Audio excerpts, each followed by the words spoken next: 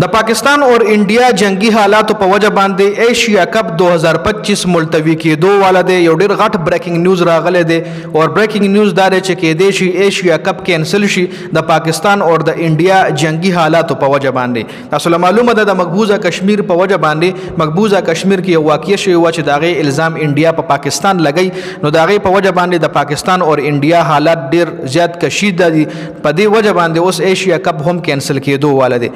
د ایشیا کپ چې تازل کم هوسټینګ دیغه انډیا سره دی، انډیا اور سریلانکا سره دی. انډیا ته انکار هم کړی کېدای شي صرف سریلانکا له پاتې شي. ښه چیمپئن ټرافي تاسو له یار شي 2025 چې هغه کې انډیا پاکستان ته نه وراغلی، نو هغه ټیم پاکستان کرکټ بورډ انډیا سره دا معاهده کړی و صحیح ده چې ته مرزه خو که بیا چېرې د ستا ملک کې د ایشیا کپ وي یا د آی سی سی سه ایونټ وي، د آی سی سی ټورنمنټ نو موږ هم انډیا له نه درځو.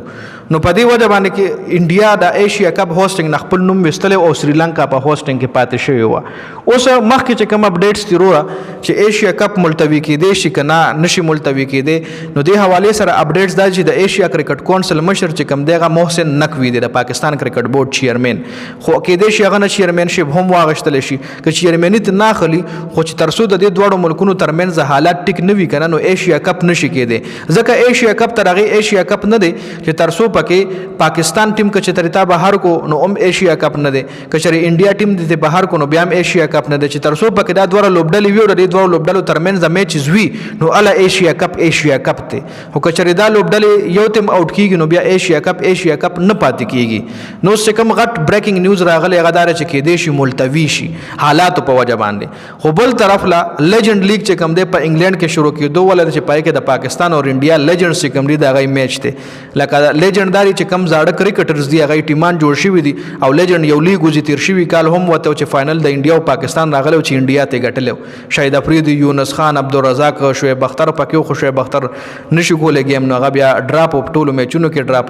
هغه طرف نه یوراج سنگھ او هربجان سنگھ، عرفان پټان، راهول ډریوډ دغه ټیمان چې کوم وي دغه کلاډیانو یو ټیم جوړ کړی وي.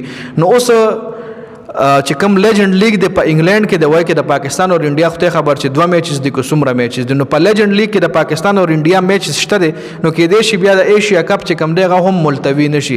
ځکه آی سی سی چې کوم دی هغه بار انډیا او پاکستان ته دا وایي چې تاسو سیاست سره سپورټس مه لینک کوئ، سیاست او سپورټس تاسو دواړه یو بل کې مه انوالو کوئ. سیاست تاسو که چېرې خراب هم وي تاسو سپورټس ریلیشن مه خرابوئ.